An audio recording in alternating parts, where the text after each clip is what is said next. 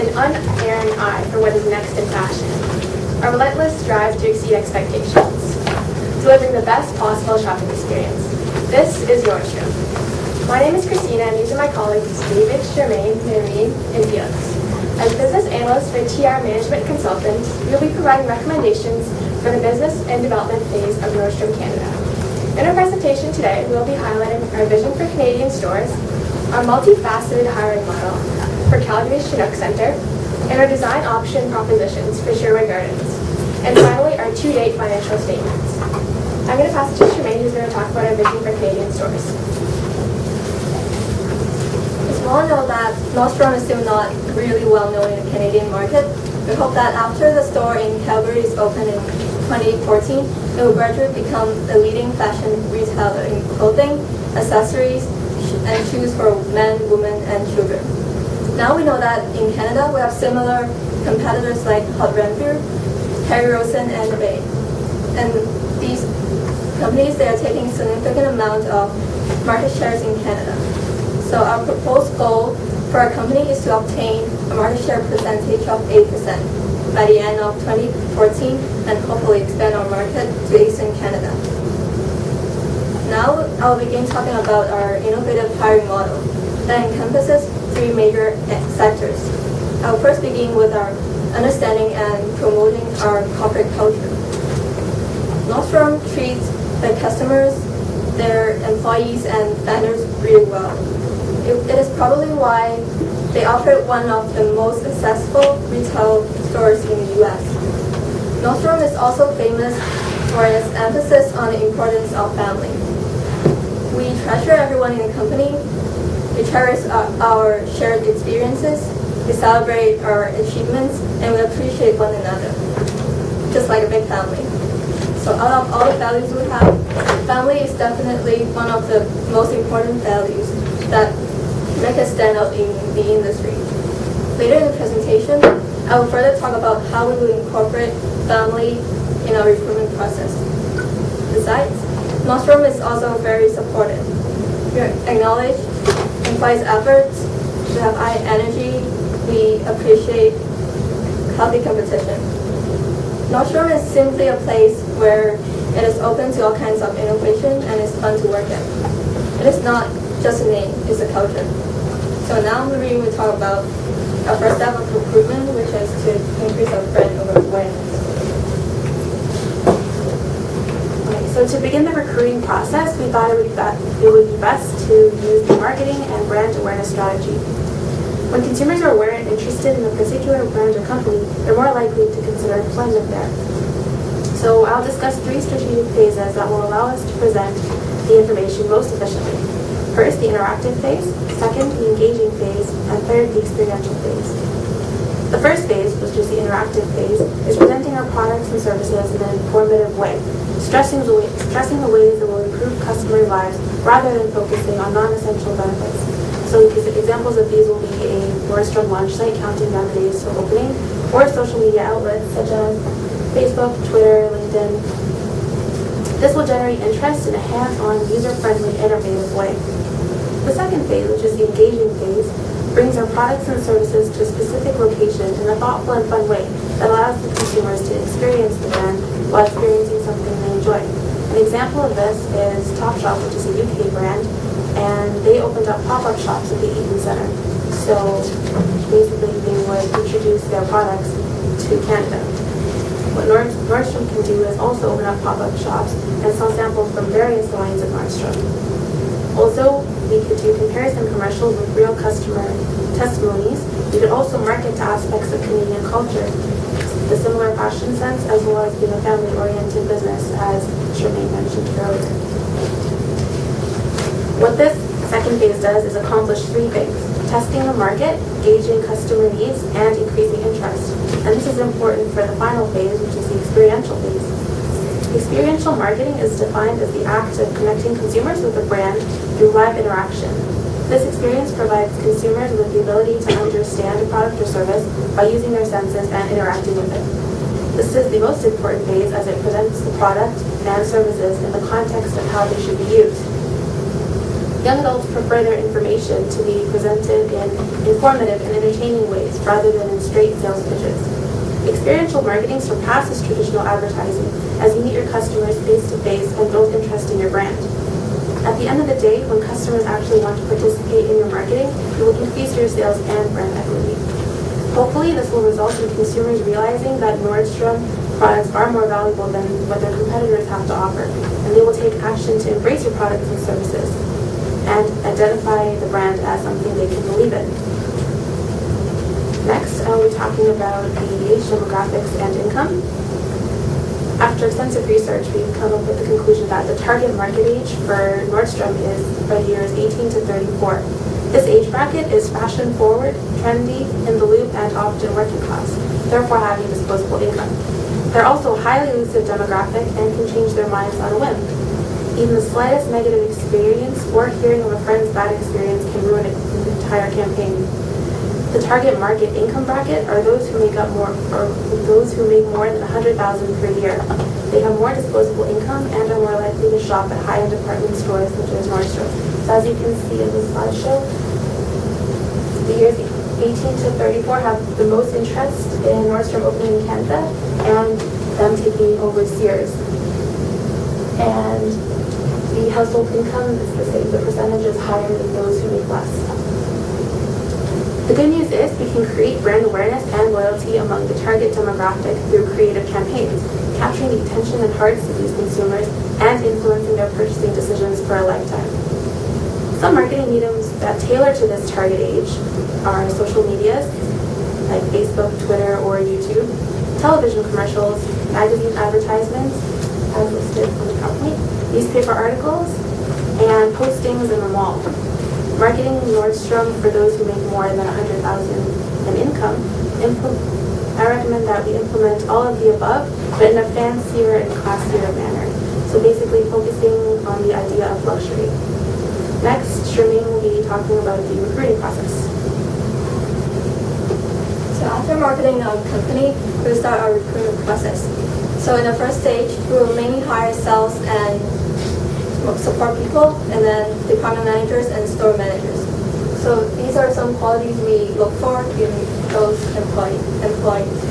So next, we have the 5-step approach to get applications. First one is to increase visibility. So according to research, 2/3 of online adults use social media like Facebook, LinkedIn, and Twitter. So by posting available positions on those social media outlets, we can increase visibility of our company and we can allow more people to get access to our job applications. Second, we tailor the message. So what it means is in the job applications, we will make sure that it is listed clearly what the applicants need to qualify in certain jobs. For example, for managers, we will say they should promote company stability and also show us our leadership. Third is to keep it simple. So we will make our application form really simple and easy to use so that everyone will have no problem with it. Fourth is to make website candidate friendly. So I know you don't want to miss potential applicants. So by showing that our company welcomes all kinds of people as long as they have the ability and are willing to take up the challenge, we will all accept the applications. Fifth, we have find the right person. It is to ask specific questions or let them come up with solutions for different situations. This is to allow us to see who is capable and has the ability to do work. So after getting applications, it is interview and selection process. Here we want to incorporate family value. So we will first hire the store managers, and then after that, we will let them to hire their own team members and someone who is in low positions in them. So, for example, we can organize an open house for low positions, and then they can network with the newly hired managers so that the managers can see who is suitable for the job and who they want to be in their teams. So So by working with people that managers want and are comfortable with, it will create the best chemistry and hopefully bring benefits to the company. Managers can also test applicants' ability by doing a situational interview. So for example, a mock fashion consulting section. So we can put the potential sales representative in a mock situation with a picky consumer and see how they react to different situations and handle questions from consumers. You can also see how their fashion sense is like. So after that, we can check the reference by using the Kira talent, which Christina will talk about.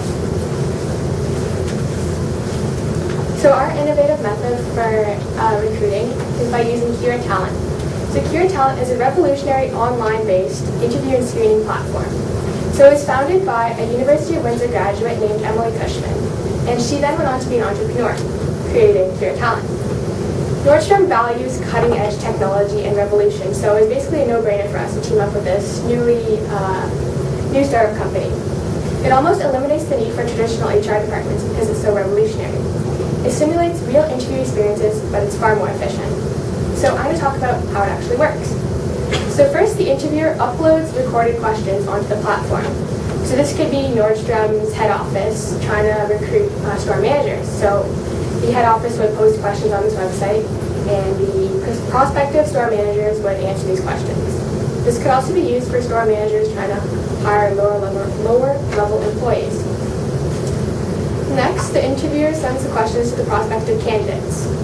This allows for an equal playing field amongst all applicants because there's standardized questions that all applicants will have to apply. The interviewer sends these questions through email or link. Then the candidate opens the questions and responds in a timely fashion. So the interviewer will set a deadline for the questions to be answered and in a set time frame. So basically what happens is the candidate opens the questions on this platform, and they'll be given 30 seconds to think about their answer, and then their webcam on their computer will turn on, and they're timed for the certain time frame, and that answer is then sent back to the recruiter. Essentially, it's just Skype without the need for having a preset appointment time. And then once the receiver reviews the pool of applicants, you can then begin the selection process. So there's 6 main benefits of using Kira Talent as opposed to normal HR functions. Firstly, it promotes simplicity. It connects all the areas of HR into one place. Applicants can upload supplementary documents such as resumes, cover letters, and sample work to this platform, as well as it connects to your social profiles. So it allows the interviewer to have a complete and 360-degree analysis of the applicant's strengths and weaknesses. It also saves time because the submissions can be reviewed on the interviewer's own time. And it reduces the need for scheduling with candidates, which can also be a timely process. Just a stat from Kira Talent, they said that employers save on average 50 to 75% in time, otherwise spent scheduling interviews and conducting phone screening. Thirdly, it promotes collaboration. Videos can be shared with recruiting colleagues easily because the platform is simply online. There's no need for downloading apps or anything like that. Also, it allows Nordstrom to cast a wider net and broaden our pool of applicants. It eliminates time zone barriers. So say head office is in Seattle and the applicant is in Toronto. There's obviously a time difference, so this eliminates the need for scheduling around that. And there's also no need for travel for face-to-face interviews. It is also customizable easily. The recruiter can set criteria for prospective applicants, and this reduces filtering time. Like I mentioned before, they can also set deadlines for final interview cutoffs and set time limits for each individual question. And finally, most importantly, it is important to showcase our brand, and we can do this with Kira Talent. It gives us the ability to use video to effectively show the prospective applicants what our company is all about. So we can tell our brand story through video, which is much more powerful than just through words.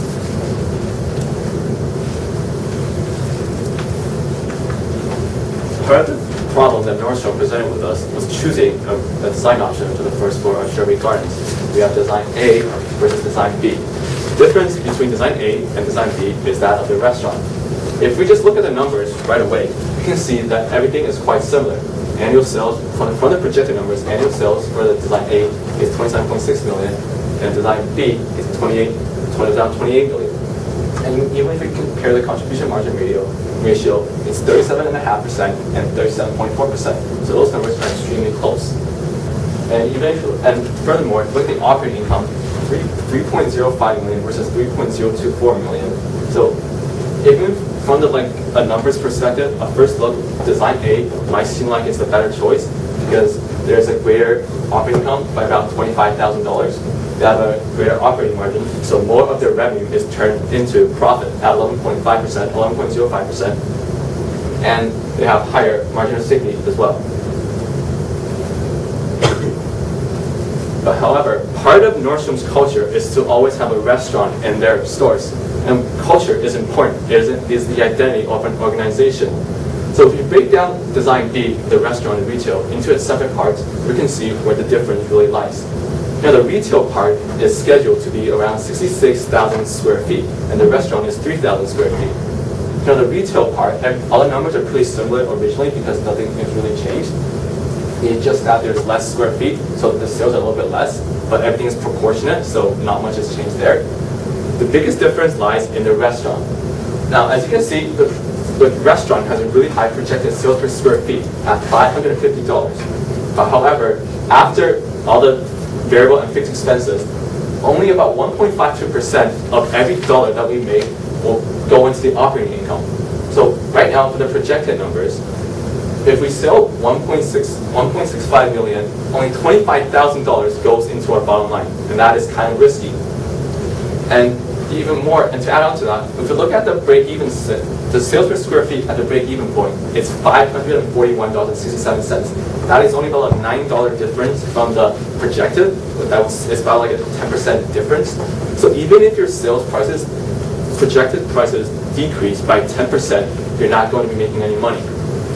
And more proof would be the margin of safety, 1.52%. That is really low. Whereas if you look at the retail store, it's 11.36%. So what we propose is that, since Karen mentioned the relevant range for the restaurant is between 2,500 square feet to 3,500 square feet, we make the restaurant 3,500 square feet, and we make the retail 65,500 square feet. So right away, the biggest impact is that the restaurant's new operating income is now $125,000, up from $25,000 before. That is an increase of $100,000. But the opportunity cost here is that the retail store loses $75,000 in sales. But that's a net increase of $25,000. And the net increase in profit is always good. Not only is a net increase in profit, it also allows for more flexibility and more room for error. So as you can see, the new margin of safety percent is now 6.5%, up from the 1.5% it was previously. And you can see the break-even point is now only $514.29 per square feet, whereas it was $540 before. So this extra 5% in margin of safety allows us to have greater variance of our sales in case our projections are wrong. And now we will compare the variances between the original design B and our new proposed design B. So we see that this is the original design B at 3,000 square feet. If the sale decreased to $540 per square feet, we see that you're already losing $5,000. And if it decreases by another $10, you're losing $35,000, another $10, $65, and so on. However, in the case of our proposition, whereas if you make the restaurant 3,500 square feet, we see that if you decrease the price by $10, if the prices vary by $10, goes down to $540, you're still making money. You're at $90,000, whereas you're losing $5,000 over there already. If you go down another $10, you're at $55,000, whereas you're at negative $35,000 there before. So obviously, and so on. You're always making more money in the case of our proposition than the original design B. So if you make the restaurant 3,500 square feet, it is always better than making the restaurant at 3,000 square feet. And now Christina will talk to you about some other qualitative factors that will benefit from choosing design B. So looking at what's already implemented at Sherway Gardens, you can see that there's a lot of competition in the restaurant market. Currently there are 4 coffee shops, including Starbucks, David's Tea, Timothy's, and Second Cup. And currently there's 1 dine-in restaurant, Pickle Barrel Grand. But there's proposed to be 2 more, which include Joey restaurants and PF Chang's. So it can be seen that there's probably brand loyalty already established towards the familiar coffee shops because they are large Canadian franchises. But it can be inferred that there's no brand loyalty currently towards Joey restaurants and PF Chang's because they're also new to the Canadian market as we are at Nordstrom. So through this, we think by implementing a differentiated product that we will be able to shine in this environment.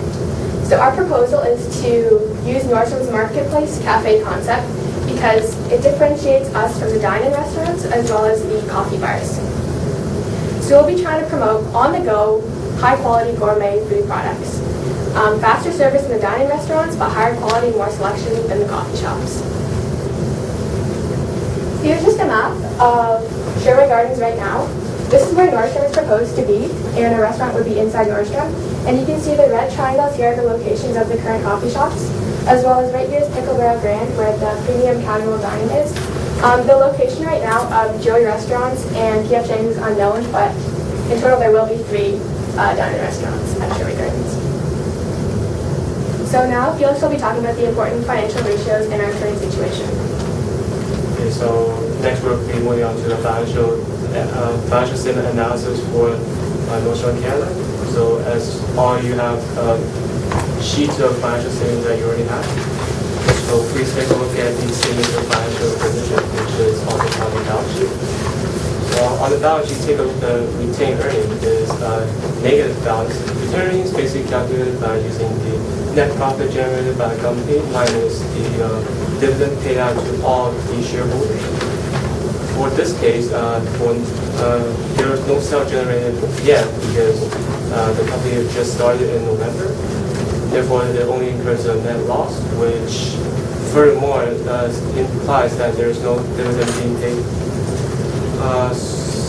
Having a negative retained earning means that a company cannot make cash on its own to pay for its debt or to reinvest back into the company, so it will probably need external financial investment in order to continue to grow in the long run. So next I'll be looking at the liquidity of the company by using the current ratio. The current ratio is calculated by using the total current assets divided by the total current liabilities. It measures the company's ability to meet short-term debts by using the resources that we already have. As you can see from the slide, Nordstrom have a current ratio of 16.5, which is unusually high. It's higher than the normal average industry ratio of around 2. This is most likely caused by the company having few short-term loans while having a huge long-term debt that was made to them by the parent company in Nordstrom US. And this long-term debt generates an abundant amount of cash and also a short-term investment that was purchased by the cash. So overall, Nordstrom Canada is said to be really liquid and is able to meet short-term creditors' needs. However, if we take into account of the long-term debts, and I'm going to use it to find the debt ratio. The debt ratio is the total liability divided by the total assets. And I'm going to also consider the equity ratio, which is the total shareholders' equity divided by the total assets. We can see that Nordstrom has a debt ratio of 1.25 and an equity ratio of negative 0.25. This implies that Nordstrom Canada rely heavily on using debt to finance its assets rather than using equity financing. Using debt financing for some companies could be good, but for Nordstrom in this case, they are not generate any returns to cover all the income expense incurred from the loan. Therefore, Nordstrom Canada should be encouraged to relies more on equity financing than debt financing. And finally, I'll be looking at the cash flow statement. So would you please see your cash flow statement? For the operating cash flow, it mainly consists of the net income of the company, or net loss in this case, because the company is losing money. However, if the company starts selling in and makes sales, it will generate profit and most likely create a positive operating cash flow. Next, for the investing cash flow, is going to be a cash outflow because the company used cash to purchase short-term investment and also long-term assets, which would in turn create returns for the company in the future. And finally, for the financing cash flow is where the company gets most of its money from. Again, it's mainly consists of the start loan from the U.S. Nordstrom, which result in a high cash inflow into the company, and all covering both the operating and the investing cash outflows. So now I'll be turning to Christina, who will conclude that presentation. In this presentation, we have outlined our multi-tiered recruiting strategy, which encompasses branding, target marketing, a 5-principle application process, and our innovative and recruiting selection process using Kira Talent. Through intensive comparative analysis, we have come to the conclusion that implementing a marketplace cafe concept restaurant will be most beneficial to Nordstrom Canada in the future. Finally, we have outlined the financial position today using the balance sheet, income statement, and cash flow statement. Overall, by the end of our Canadian store implementation phase, we hope to be the premier destination for luxury and high-end department store shopping in Canada. We're going to leave you off with some words from the great Coco Chanel. She stated that in order to be irreplaceable, one must always be different. This is our goal here at Nordstrom Canada. Thank you.